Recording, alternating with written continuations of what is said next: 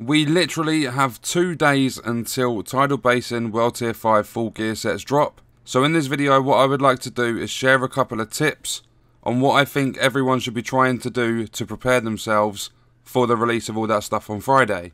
We're going to start with something that I wasn't planning to do just yet, but I thought of something, and it's going to save space in your inventory for new stuff, at the same time as being able to keep some of your old stuff, just in case there's talents on your gear that you might want, so on and so forth. So what we're going to do is head in. This is my main character. We're going to head in and look at the stash, and if we go over, you can see I've got 84 different mods. So these are split between, literally out of the 84, I've got gear system and gear protocol mods. What I'm going to do is stick 20 gear system mods, 20 gear protocol mods into my stash. We now have 40 mods in my stash. I've done, a lot of them are just random. Some of them I've done because I want to use them eventually at some point. But obviously the mods and all the gear you're going to get in World Tier 5 is going to be a higher gear score. This is just for in case you need backups of things. So what we're going to do now is we're going to switch over to a new character. Okay, so we're in the world with my new character. You just need to get back to the base of operations. Then you have 2 choices. You can either do what I did and progress through the story a little bit with this character until you get to level 3, or you can just run around. There's 4 in the White House area of the map, literally just this big rectangle here. There's 4 Shade Tech caches. You'll just need to get one of them, and what I'm going to do is leave a link in the description to the Division 2 map, which will show you the locations. Back into the perks, which we've probably, a lot of us are going to have every single perk because we're like end game. But this one here, increase your inventory. You're going to need to spend your Shade Tech on this upgrade, because what we can do is come over to the stash. You'll see our inventory is 40 out of 40 because I've got other gear in here that I want off my other character. And then I've got, at the moment, a maximum of 40 different mods. If you want to play through the game with a second character even more, if you've already got characters set up, then that's going to be amazing, because you can eventually upgrade your capacity so you can hold 100 mods and 100 different things in your inventory. But if we go over to my stash, all the mods we want to take out of the stash and move every single one of them into our inventory. And that way it's out of our stash, but the gear is still safe on another character. And anything you don't actually need, I would clear out of your stash. Just because I've been saving one of every different brand set so far, and that's just wasting space. I'm not going to use a lot of them, and all of the gear we're going to get in World Tier 5 is going to be a higher gear score. Along with that, we also have the full 6-piece gear sets. So a lot of these brand sets are going to become irrelevant. Some of them we might still want to use. So make your new character, transfer some stuff over so that you've got more stash space, and get rid of the things that you don't actually need, stuff that you was keeping for a just in case. So now we're back on the main character. My next tip is to make sure you have a decent amount of credits.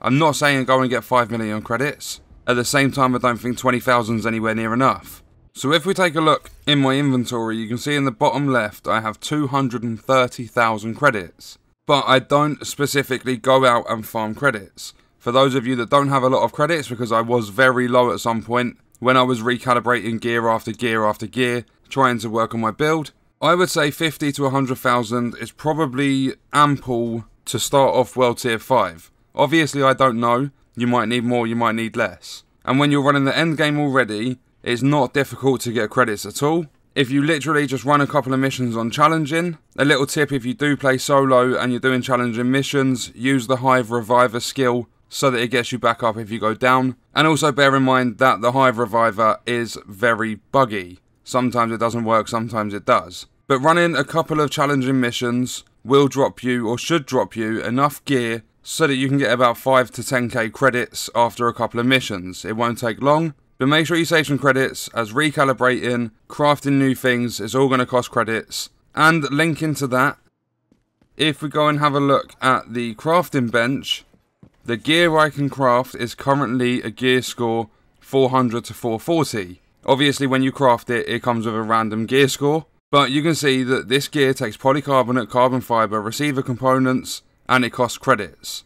Not just that, when you need to upgrade your crafting bench, mine's currently high-end crafting level 400 to 440. I'm not 100% sure if this is going to be accurate, but when World Tier 5 drops, I think the bench is going to go up to World Tier 5 crafting, which will be a crafting level of 450 to 490. That is going to cost you credits, that's going to cost you materials. So all the materials you find in bags, boxes, and stuff like that, make sure you're saving up so that you can instantly upgrade your crafting bench when World Tier 5 drops. And the last thing, I don't think this is really as important as others, but if we go to the Specializations table, you can see that I've maxed out Survivalist, 75 out of 160 on Sharpshooter, I've barely touched Demolitionist. I would recommend trying to max out all three if possible if you haven't already, because Survivalist gives you damage boosts to assault rifles and to shotguns. Sharpshooter is going to boost the damage on your rifles. It's also going to give you headshot damage. And then your Demolitionist is going to give you increased LMG damage and SMG damage.